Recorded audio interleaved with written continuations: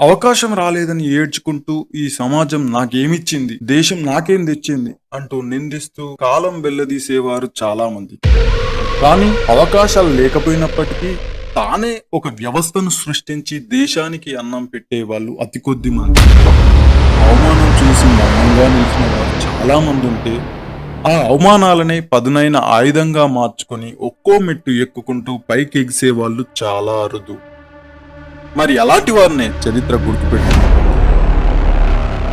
అయితే అక్కడ ఒక నోటీస్ బోర్డులో lady students need not to apply అని రాసిన ఆ ఒక్క చిన్న వాక్యమే ఒక అమ్మాయి హృదయంలో అగ్నిజ్వాలను రగిలించింది. ఆ అగ్నిజ్వాలే ప్రశ్నగా మారి నేటి భారత ఉద్యోగ రంగంలో కొత్త అధ్యాయాన్ని ప్రారంభించింది. ఆమె చేసిన పని తెలిస్తే మీరంతా తప్పకుండా అవాక్ కావాల్సింది. 6 అడుగుల ఆజానుబాహుడు, అప్పటికే అపర కుబేరుడైన రతన్ టాటాకే జలకిచ్చేలా ఆమె చేసిన పని తెలిస్తే ఎవ్వరైనా ఔరా అని ముక్కున వేలేసుకోవాల్సిందే. అది 1970వ దశకం. ఆడదంటే ఒంటింటి కుందేలు, ఇంటి పని వంట పని చేసి పిల్లల్ని కనడానికే ఆడది ఉన్నదని సమాజం గట్టిగా భావిస్తున్న దుర్భర రోజులవి. కానీ అందులోంచి ఒక ఝాన్సీబాయిగా, రుద్రమాదేవిగా, వీరనారిగా కదం తొక్కి ఈ మకిలీ పట్టిన సమాజాన్ని, మగ ఆధిపత్యంతో కళ్ళు నెత్తిలకెక్కిన వ్యవస్థను తన టాలెంట్ మొక్కవోని ధైర్యంతో ఎదుర్కొని భావి భారత మహిళా లోకానికి ఒక అరుంధతి నక్షత్రంలాగా మేలు కొలుపుగా మారింది ఆ అమ్మాయి. ఇంతకీ ఎవరా అమ్మాయి? ఎవరా మాతృమూర్తి అని ఆలోచిస్తున్నారా? ఆమె మరెవరో కాదు, ఇన్ఫోసిస్ ఫౌండర్ సుధా మూర్తి. ఈ విషయాలన్నీ తెలుసుకునే ఇంకా మన ఇది సంగతి ఛానల్ ను సబ్స్క్రైబ్ చేసుకోకపోతే ఇప్పుడే చేసుకోండి, పక్కనే ఉన్న గంటను మోగించండి. ఇలాంటి మంచి మంచి కంటెంట్లను మీ ముందుకు తెస్తాం.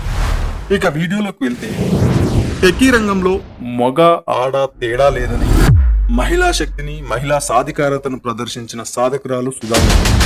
ఆమె జీవిత కథల్లో కొన్ని అద్భుతమైన ఘట్టాలున్నాయి. అవి చూడడానికి చిన్నవిగా కనిపించినా కాలం గడిచే కొద్దీ మహోన్నత గాథలుగా మారిపోయాయి. ఇప్పుడు మనం చెప్పుకోబోయే సంఘటన కూడా అలాంటి ఘట్టమే.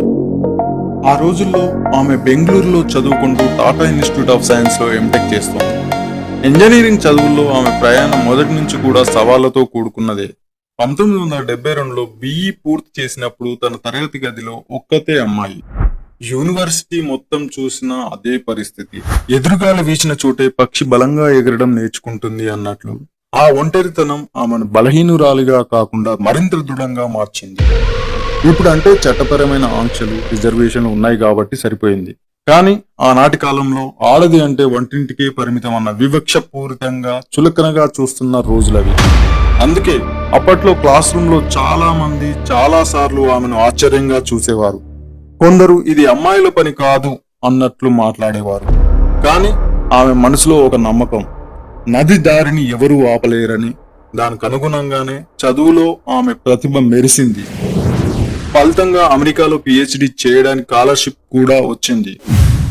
ఆ అవకాశం ఆ కొత్త ప్రపంచానికి ద్వారం లాంటిది. కాదు తన తరువాతి మహిళా తరానికి అవకాశాలను అందించిన పునాది. అదృష్టం మనల్ని వెతుక్కుంటూ వస్తదేమో, కానీ దానికి అడ్డుగా తలుపు ఉంటే తీయాల్సింది మనమే కదా అన్నట్లు ఆ అవకాశం ఆమె ఎదుటనే నిలిచింది. అలాంటి సమయంలోనే ఒక చిన్న సంఘటన ఆమె జీవితాన్ని పూర్తిగా మార్చివేసింది. ఎప్పటిలాగానే కళాశాలలో క్లాసులు పూర్తి చేసుకుని ఒక సాయంత్రం తన వసతి గృహానికి తిరిగి వస్తుండగా ఆమెకు నోటీస్ బోర్డుపై ఒక ప్రకటన కనిపించింది. అది టాటా వారి టెల్కో సంస్థ నుంచి వచ్చింది. తాటికాయంత పెద్ద అక్షరాల్లో మంచి జీతం, శిక్షణ, అవకాశాలు అని ఆకర్షణీయంగా ఉంది. కానీ చివర్లో ఆవగింజంత చిన్న అక్షరాల్లో ఒక వాక్యం, lady students need not to apply అని ఉంది. ఆ వాక్యం ఆమె హృదయాన్ని గట్టిగానే గుచ్చింది. అందుకే మాట చిన్నదైనా గాయం పెద్దదన్నట్లు ఆ ఒక్క వాక్యంలోని వివక్ష ఆమెను ఒక్కసారిగా కుదిపేసింది. కొద్దిసేపు ఆమె నిశ్శబ్దంగా నిల్చుంది. ఆ తరువాత ఆమె మనసులో ఒక తుఫాన్ మొదలైంది. దీని గురించి ఇప్పుడు మాట్లాడకపోతే ఇంకెప్పుడు? జీవితాంతం మౌనంగా ఉండాల్సిందేనా అని అనిపించింది. అందుకే తన గృహానికి వచ్చిన వెంటనే ఆమె ఒక పోస్ట్ కార్డు తీసుకుంది. ఎలాంటి పెద్ద ప్రణాళికలు, బెరుకు, భయం లేకుండా ఆమె నేరుగా జేఆర్డి టాటా గారికి ఒక లేఖ రాసింది. అదొక విద్యార్థిని రాసిన సాధారణ లేఖ కాదు. అది ఒక ప్రశ్న, ఒక సవాలు, భవిష్యత్తులో మహిళల తలరాతను మార్చే బ్రహ్మవాక్యం అది.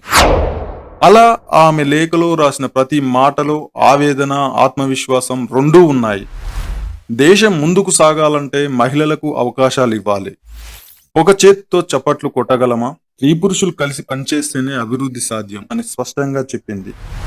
స్వాతంత్ర్యం పొందకముందే మీ టాటా గ్రూప్ సంస్థలు కెమికల్, లోకోమోటివ్, ఇనుము, ఉక్కు వంటి పరిశ్రమలకు పునాది వేసింది.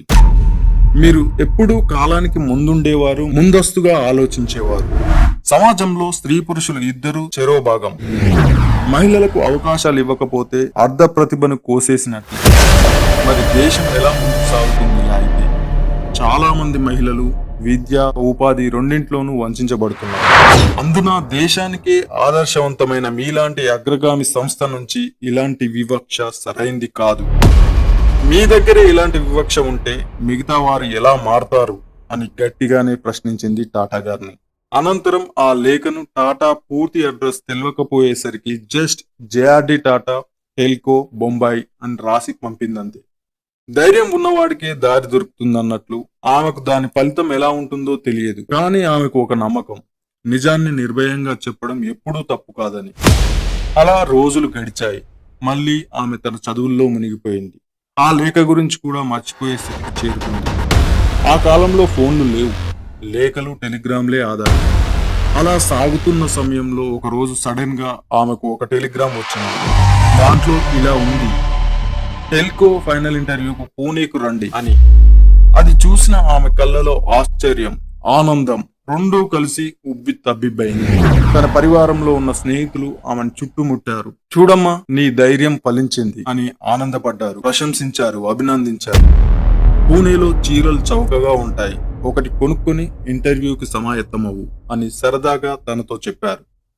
మంచి స్నేహితుల ప్రోత్సాహం పర్వతాన్ని కూడా కదిలిస్తుంది అన్నట్లు వారి మాటలు ఆమెకు కొండంత ఉత్సాహాన్నిచ్చాయి. ఆ రోజు రానే వచ్చింది. అందరిలాగే తాను పూణేలో జరిగిన ఇంటర్వ్యూకు వెళ్ళింది. ఆ ఇంటర్వ్యూలో తన ప్రతిభను అద్భుతంగా చూపించింది. ప్రతి ప్రశ్నకు సమాధానం చెప్పింది. కానీ చివర్లో ప్యానెల్ సభ్యులు ఒక సందేహాన్ని వ్యక్తం చేశారు. మీరు టెక్నికల్ గా మా కంపెనీలో జాబ్ చేయడానికి అన్ని విధాల అర్హులే, కానీ ఇక్కడ షాప్ ఫ్లోర్ లో ఇప్పటి వరకు మహిళలు ఎవరూ పనిచేయట్లేదు. మీరు ఒక్కరే మహిళ అవుతారు. అంతేకాకుండా ఈ జాబు షిఫ్ట్లుగా, కొన్నిసార్లు నైట్ డ్యూటీ కూడా ఉంటుంది. ఇది మీకు కష్టమవుతుందేమో అని చెప్పారు. ఈ మాటలు విన్నాక చాలా మంది వెనక్కి తగ్గేవారేమో, కానీ ఆమె మాత్రం ధైర్యంగా నిలబడింది. 1000 మైళ్ళ ప్రయాణం కూడా ఒక్క అడుగుతోనే మొదలవుతుంది కదా అని చెప్పింది. మొదటి అడుగు వేయడానికి ఎవరో ఒకరు ముందుకు రావాలి కదా, ఆ ఒక్కదాన్ని నేనే ఎందుకు కాకూడదు అని ప్రశ్నించింది. ఆమె ధైర్యం, ఆత్మవిశ్వాసం అక్కడ ఉన్న వారినందరినీ ఆకట్టుకుంది. చివరకు ఆమె కోరుకున్నట్లుగానే ఉద్యోగం ఆఫర్ చేశారు. ఇదే విషయాన్ని ఇంటికి వెళ్లి తన తండ్రికి చెప్పింది సుధా గారు. ఆమె మనసులో మాత్రం మరో కల ఉంది, అదే అమెరికాకు వెళ్లి పిహెచ్డి చేయాలని. ఇలా 2 దారుల్లో ఒక్కదాన్నే ఎంచుకోవాలి అన్న అయోమయ పరిస్థితి ఆమెది. ఆ సమయంలో ఆమె నాన్నగారు చెప్పిన మాటలు ఆమె జీవితాన్ని మార్చేశాయి. నువ్వు సమానత్వం గురించి మాట్లాడితే దాన్ని ఆచరించాలి కూడా, మాటకు నిలబడాలి, కట్టుబడాలి అని అన్నారు. దానికి తోడు ఇప్పుడు నువ్వు అక్కడికి వెళ్ళి చేరకపోతే నీతో మొదలు కావాల్సిన ప్రయాణానికి బ్రేక్ పడినట్లేనని. మరో మహిళకు ఇలాంటి ఛాన్స్ రావాలంటే సంవత్సరాలు పట్టొచ్చని చెప్పి ఆమె ఇష్టానికే వదిలేశారు. తండ్రి మాటలను విన్న ఆమె, మాట మీద నిలబడిన వాడి మాటకు విలువ ఉండదు అన్న సత్యం ఆమెను లోతుగా తాకింది. 2-3 రోజులు తీవ్రంగా ఆలోచించింది. చివరకు ఒక నిర్ణయం తీసుకుంది, అదే పిహెచ్డిని వదిలి టెల్కోలో చేరాలని. ఆ నిర్ణయం సాధారణం కాదు, అది ఒక త్యాగం, ఒక నిబద్ధత, ఒక బాధ్యత. ధైర్యం ఉన్నవాడే చరిత్ర తిరగరాస్తాడు అన్నట్లు ఆమె అడుగు ఒక కొత్త చరిత్రకు నాంది పలికినట్లయింది. టెల్కోలో చేరిన తర్వాత కూడా ఆమె ఎన్నో సవాళ్లు ఎదుర్కొంది. షాప్ ఫ్లోర్ లో ఆమె ఒక్కరే మహిళ కావడంతో అక్కడ అందరూ ఆమెను ఆశ్చర్యంగా చూశారు. కొందరు సందేహంతో, మరికొందరు గౌరవంతో. కానీ ఆమె తన పనితోనే అందరికీ సమాధానం ఇచ్చింది. మనం చేసే పనే మాట్లాడితే అక్కడ మనం మాట్లాడిన అవసరం ఉండదు అనే విధంగా ఆమె ప్రతిభ అందరికీ స్పష్టమైంది. ఆమె కృషి నిబద్ధతతో మహిళలు కూడా ఇంజనీరింగ్ రంగంలో ముందుకు రావచ్చని నిరూపించింది. ఒక చినుకు వర్షానికి, ఆ తర్వాత తుఫానుకు నాంది అన్నట్లు ఆమె ప్రారంభం అనేక మార్పులకు కారణమైంది. ఆ తర్వాత కాలంలో ఆమె చేసిన సేవలు, ఆమె జీవిత ప్రయాణం మరింత విస్తరించింది. కానీ ఈ చిన్న సంఘటన అంటే ఒక పోస్ట్ కార్డు, ఒక ప్రశ్న, ఒక నిర్ణయం ఆమెను ప్రత్యేకంగా నిలబెట్టాయి చరిత్రలో.